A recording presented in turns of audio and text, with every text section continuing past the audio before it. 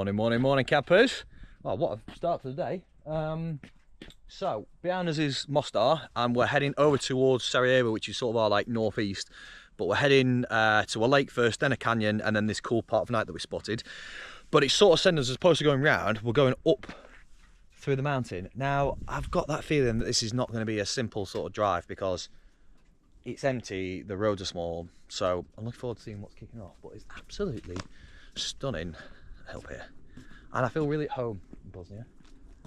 Right, let's get on the way and let's see what plays out. It did say on the map there might be some unpaved roads, so let's see.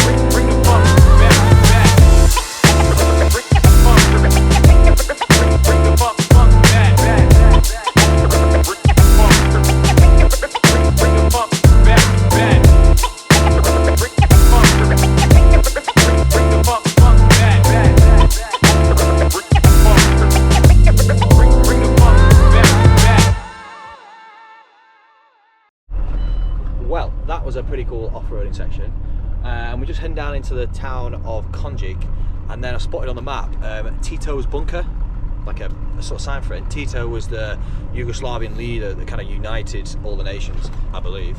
It does sound like I know what I'm talking about, and I really don't. But his bunker is around here somewhere, so we're going to go and find out. That even might be on the far side of the river. But this water is crystal clear. My God, look at it! Jeez. What a nice guy. Yeah. So, travel agency, basically, they do like rafting and off-roading and stuff like that. He sorted us out the vouchers, the passes, because it's on a military government site. Yeah, it's a munitions factory, sorry. It's a munitions factory where the bunker is. So that's it, we're going to go there now and have a nosy round. And then he's also given us an off-road route to Sarajevo through the mountains, which sounds pretty cool. Yeah. We need to check the weather, but that sounds wicked. So. Right, well, bloody cool experience that. So it cost 4.5 billion to make, and it took 26 years to do it. It was never actually occupied, which is crazy, but it was meant to house Tito and sort of 300 of his closest staff and stuff like that. The scale of it was ridiculous. It looked like a house, but then you basically go through the back of the house into something that went into the back of the mountain by 280 meters. So it seemed it was enormous, but anyway, we're in Konjic now, and we're just going to go for a nosy round. Well, good morning, ladies and gentlemen, or should I say good afternoon, and welcome back to the spot where we sort of ended yesterday from the off-road track. So we came round this mountain, round that mountain pass, and then down and sort of went that way. Because we were aiming for a lake here, but decided to sort of can it and head into Tito's bunker. But when we were down there, the rafting place, the guy sort of suggested there's another mountain track that takes you over to Sarajevo, which we're aiming for, which sort of takes us back up this valley and then over this side. So that is where we're aiming for.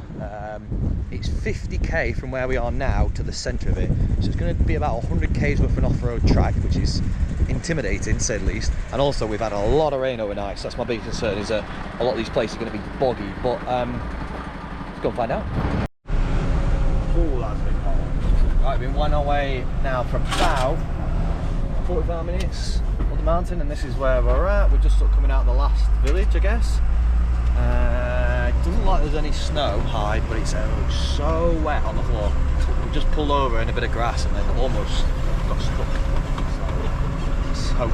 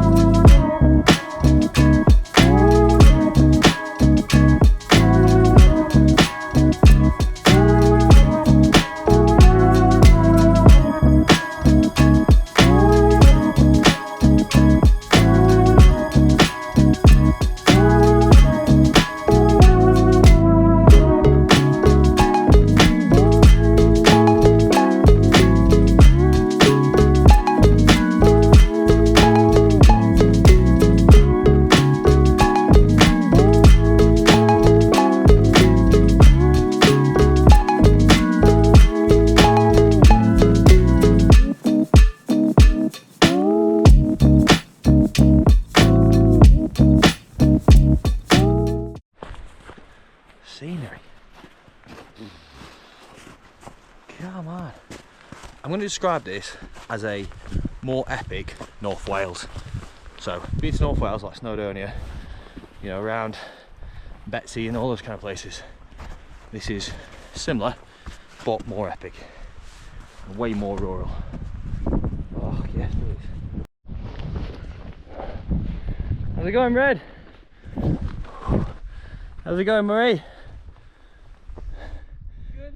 Can I get a woohoo? Woohoo!